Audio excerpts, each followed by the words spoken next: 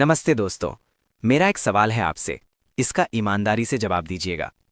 आप सुबह उठते हैं, ऑफिस जाते हैं, दिन भर काम करते हैं और शाम को थके हारे घर लौटते हैं। आपकी सैलरी आती है और धीरे धीरे ईएमआई, किराया, राशन, बच्चों की फीस और मोबाइल बिल कटने के बाद एक सवाल उठता है, पैसा गया कहाँ?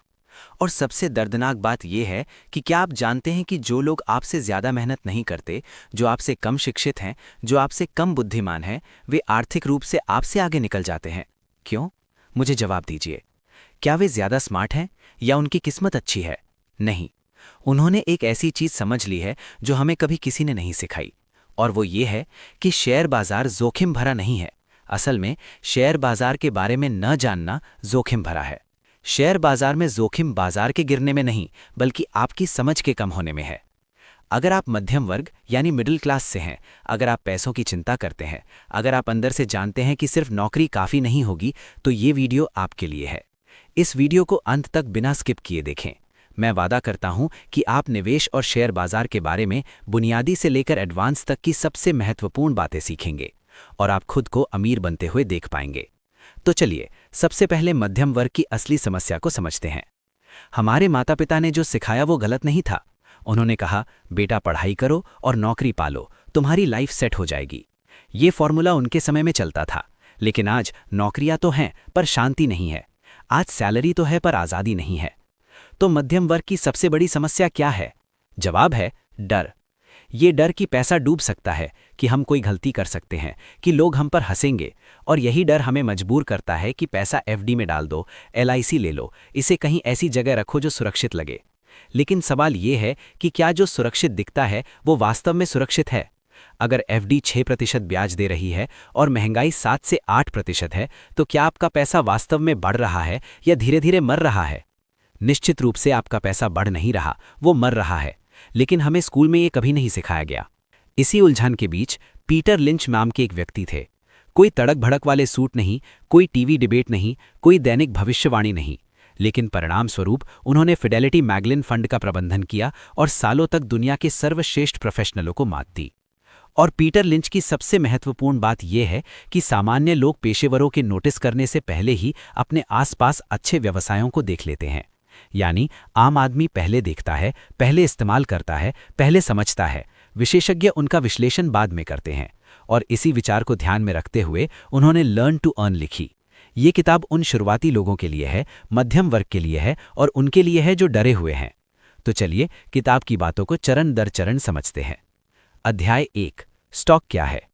अब एक बहुत ही महत्वपूर्ण प्रश्न उठता है और आश्चर्यजनक रूप से ज्यादातर लोग शेयर बाजार से डरते हैं, लेकिन उन्हें ये बुनियादी बात भी नहीं पता स्टॉक क्या है। तो चलिए इसे बहुत ही सरल शब्दों में समझते हैं। सबसे पहले पीटर लिंच की एक लाइन याद रखें, स्टॉक लॉटरी टिकट नहीं है। इसका मतलब साफ है, स्टॉक जुआ नहीं है, वे कागज की पर्ची नहीं है, वे ऐसी चीज नहीं है जहां आप आज निवेश करें और कल अमीर बन जाएं। शेयर का असली मतलब है आप किसी कंपनी के व्यवसाय के एक छोटे मालिक बन जाते हैं। इससे ज्यादा जटिल कुछ भी नहीं है। एक शेयर खरीदना केवल एक नंबर खरीदना नहीं है, बल्कि एक चलते हुए व्यापार में हिस्सेदार बनना है। अब इसे एक उदाहरण से समझते हैं। पड़ोस की किराने की दुकान। मान लीजिए आपके पड़ोस में एक किराने की दुकान है। वो छोटी है लेकिन सही जगह पर है। ग्राहक हर दिन आते हैं, टर्नओवर कम है लेकिन मालिक ईमानदार है। अब कल्पना कीजिए कि अगर वो दुकान हर साल थोड़ी बढ़ती है तो क्या उसका मालिक अमीर नहीं बनेगा? निश्चित रूप से बनेगा। अब अगला सवाल, यदि वही मालिक आपसे कहता है कि देखो मुझे अपनी दुकान बढ़ाने के लिए पैसों की जरूरत है, मैं तुम्हें दुकान में 10% का पार्टनर बना दूंगा। आप निवेश करते हैं। इसके बाद क्या होता है? आप भी उस दुकान के मालिक बन जाते हैं। अगर दुकान सफल होती है तो फायदा सिर्फ उस व्यक्ति को नहीं बल्कि आपको भी होगा। यही एक शेयर है। अध्याय 2, जुआ बनाम निवेश। अब एक बहुत ही महत्वपूर्ण बात समझनी है। ज्यादातर लोग शेयर बाजार से इसलिए डरते हैं क्योंकि उनके मन में एक तय छवि है, ये सब जुआ है। लेकिन सच्चाई तक पहुंचने से पहले एक पल के लिए रुकें और खुद से पूछें, क्या आपने कभी बिना समझे पैसा निवेश किया है? यदि हां, तो ये भाग आपके लिए महत्वपूर्ण है। जुआ क्या है, इसे पहले पहचानें। जुआ तब होता है जब आप नहीं जानते कि आपका पैसा कहां जा रहा है। आपको परिणाम का पता नहीं होता, आप बस इसके काम करने की प्रार्थना करते हैं। अब एक कहानी सुनिए, व्हाट्सएप टिप वाले राहुल की। एक दिन राहुल को व्हाट्सएप पर एक मैसेज मिलता है, भाई आज ये स्टॉक खरीद लो, कल ये 20% ऊपर जाएगा। राहुल सोचता है, ऐसा मौका रोज नहीं मिलता। वो बिना समझे निवेश कर देता है। पहले दिन स्टॉक थोड़ा ऊपर गया, राहुल खुश है। दूसरे दिन वो गिर गया, तीसरे दिन वो और भी गिर गया। अब राहुल उलझन में है, वो डरा हुआ है। वो बार बार स्क्रीन की तरफ देखता रहता है। उसकी नींद उड़ जाती है और अंत में डर के मारे वो घाटे में बेच देता है। अब सवाल ये है, ये बाजार की गलती थी या राहुल की? सच तो ये है कि ये जुआ था, निवेश नहीं। जुए से डर क्यों पैदा होता है? क्योंकि फैसला आपके हाथ में नहीं होता। आपके पास कोई नियंत्रण नहीं होता, समझ जीरो होती है, और जहां समझ नहीं होती वहां डर अनिवार्य है। अब समझे कि निवेश क्या है। निवेश का मतलब यह है कि आप जानते हैं कि आपका पैसा कहां लगा है, आप जानते हैं कि कंपनी क्या करती है, आप जानते हैं कि आपने निवेश क्यों किया है। पीटर लिंच कहते हैं, जाने कि आपके पास क्या है और जाने कि वो आपके पास क्यों है। इसे किराने की दुकान के उदाहरण से स्पष्ट करते हैं। मान लीजिए आपका कोई जान पहचान वाला किराने की दुकान का मालिक है। आप देख रहे हैं कि ग्राहक हर दिन आ रहे हैं। दुकान छोटी थी लेकिन अब बड़ी हो गई है। पास में 2 शाखाएं खुल गई हैं। अब मुझे बताओ, क्या यह संकेत नहीं देता कि बिजनेस अच्छा चल रहा है? पीटर लिंच कहते हैं, आपको पहले बैलेंस शीट पढ़ने की जरूरत नहीं है, आपको पहले अपनी आंखें खोलने की जरूरत है। यहां लोग कहां गलती करते हैं? लोग सोचते हैं, ओह ये तो बहुत आसान है, इसमें निवेश करने का क्या मतलब? यही सबसे बड़ी गलती होती है, क्योंकि बड़े निवेशक भी बिजनेस को समझकर ही शुरुआत करते हैं। रोजमर्रा की चीजों की ताकत। अब अपने घर पर नजर डालें, कौन सा साबुन बार बार खरीदा जाता है, कौन सा बिस्किट हर महीने आता है, कौन सा ऐप है जिसके बिना काम नहीं चलता। अब खुद से पूछें, अगर ये चीजें आपके जीवन में इतनी महत्वपूर्ण है तो ये लाखों लोगों के जीवन में भी होंगी, है ना? यही निवेशकों की सोच है।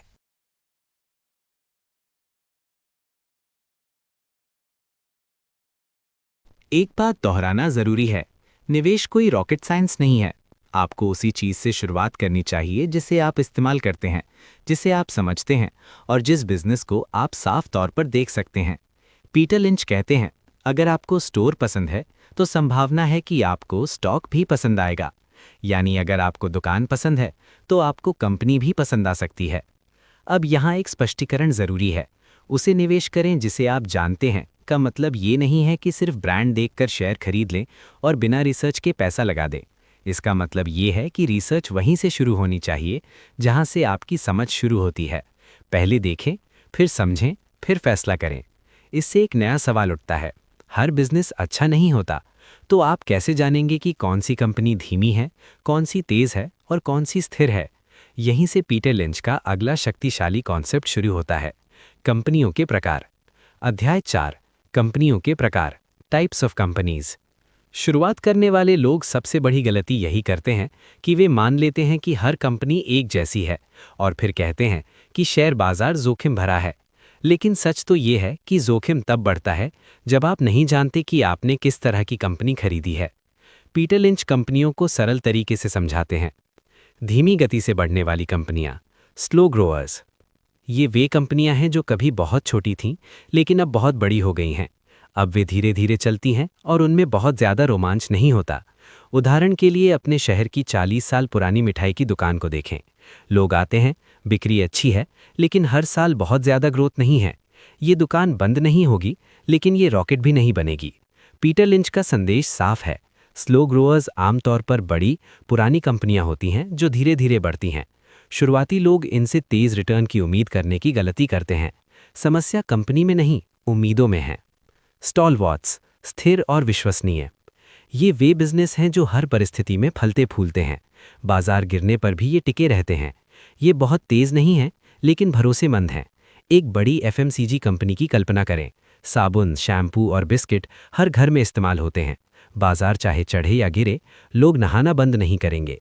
ये कंपनियां आपको रातों रात ना तो अमीर बनाएंगी और ना ही गरीब। पीटर लिंच का मानना है कि स्टॉलवॉट्स कम जोखिम के साथ स्थिर रिटर्न दे सकते हैं। शुरुआती लोगों के लिए ये कंपनियां आत्मविश्वास बनाने में मदद करती हैं। अच्छे लेवल पर मार्जिन्स के साथ ये मैराथन दौड़ती हैं, रेस नहीं। तेजी से बढ़ने वाली कंपनियां।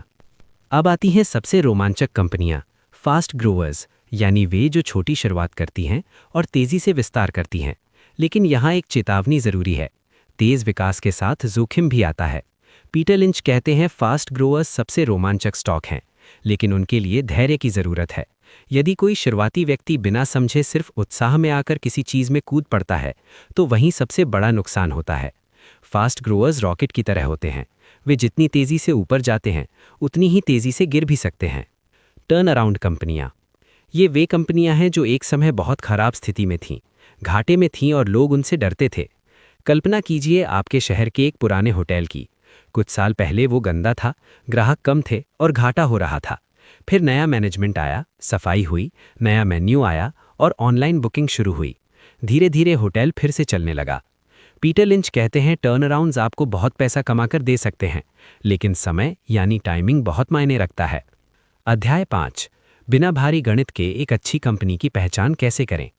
सक्सेसफुल इन्वेस्टर बनने के लिए आपको गणित का जीनियस होने की ज़रूरत नहीं है, बस अपनी आंखें खुली रखने और थोड़े से धैर्य की ज़रूरत है। यही वो जगह है जहां ज़्यादातर लोग घबरा जाते हैं। वे कहते हैं कि आपको बैलेंस शीट पढ़नी होगी, गणित और अकाउंटिंग समझनी होगी, लेकिन रुकिए, एक गहरी सांस लीजिए। पीटर लिंच स्पष्ट रूप से कहते हैं, अच्छे स्टॉक चुनने के लिए आपको अकाउंटेंट होने की ज़रूरत नहीं है। पहला सवाल, कंपनी क्या करती है? ये सवाल बहुत बुनियादी है, लेकिन यहीं 70% लोग फेल हो जाते हैं। अगर कोई आपसे पूछे ये कंपनी क्या करती है और आप इसे 2 लाइनों में नहीं समझा सकते, तो आप अभी तैयार नहीं हैं। दूसरा सवाल, क्या लोग इस उत्पाद को बार बार खरीदते हैं? अब अपने आसपास देखें। मान लीजिए आप हर महीने एक कंपनी का टूथपेस्ट खरीदते हैं। न केवल आपके घर में, बल्कि आपके रिश्तेदारों के घर में भी वही ब्रांड है। अब सोचिए, क्या लोग अचानक टूथपेस्ट खरीदना बंद कर देंगे? नहीं, ये सरल तर्क है। तीसरा सवाल, क्या कंपनी बढ़ रही है या स्थिर है? हर कंपनी बढ़ती हुई दिखती है, लेकिन असली सवाल ये है कि क्या वो सही दिशा में बढ़ रही है। 2 दुकानों के बीच अंतर पर विचार करें। एक दुकान 5 साल से वैसी ही है, दूसरी दुकान छोटी थी, अब बड़ी हो गई है और नई शाखाएं खुल गई हैं। आप किस दुकान का हिस्सा बनना चाहेंगे? बस यही सोच कंपनी पर लागू करें। चौथा सवाल, कितना कर्ज यानी डेट? ये गंभीर बात है, पर डरने की जरूरत नहीं।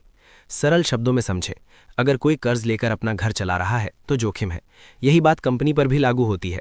यदि संभव हो तो कर्ज मुक्त कंपनियों या न्यूनतम कर्ज वाली कंपनियों की तलाश करें। पीटर लिंच कहते हैं कि ज्यादा कर्ज का मतलब है ज्यादा तनाव। अध्याय 6, अगर बाजार गिर जाए तो क्या करें और धैर्य क्यों महत्वपूर्ण है। आपने सब कुछ समझ लिया, कंपनी अच्छी है, लेकिन अगर मार्केट क्रैश हो जाए तो क्या करें? यही वो जगह है जहां ज्यादातर लोग टूट जाते हैं। अब खुद से एक सवाल पूछें, आप तब डरते हैं जब बाजार गिरता है या जब कंपनी खराब होती है? पूरी कहानी इसी सवाल में छिपी है। कहानी, डर में बेचने वाले मोहन की कहानी। मोहन ने खबर देखकर एक अच्छी कंपनी में पैसा लगाया। बिजनेस अच्छा चल रहा था। एक दिन टीवी पर ब्रेकिंग न्यूज आई, बाजार गिर गया। मोहन घबरा गया। उसने स्क्रीन देखी, सब लाल, माइनस नंबर। डर के मारे उसने घाटे में बेच दिया। कुछ महीने बाद बाजार संभल गया और वही स्टॉक नई ऊंचाइयों पर पहुंच गया। मोहन के पास सिर्फ पछतावा बचा। अब सवाल यह है कि गलती बाजार की थी या मोहन की सोच की। समझें कि बाजार क्यों गिरता है। बाजार भगवान नहीं है, ये भावनाओं, डर, लालच, अफवाह और घबराहट से चलता है। लेकिन बिजनेस ग्राहकों, मांग और उत्पादों से चलता है। बाजार रोज घटता बढ़ता है, बिजनेस धीरे धीरे बढ़ता है। 2020 के लॉकडाउन को याद करें। बाजार गिरा, लोगों ने कहा सब खत्म हो गया, लेकिन लोगों ने खाना जारी रखा, मोबाइल और इंटरनेट का इस्तेमाल किया। जो डरकर भाग गए वे खत्म हो गए, जो टिके रहे वे आगे बढ़ गए।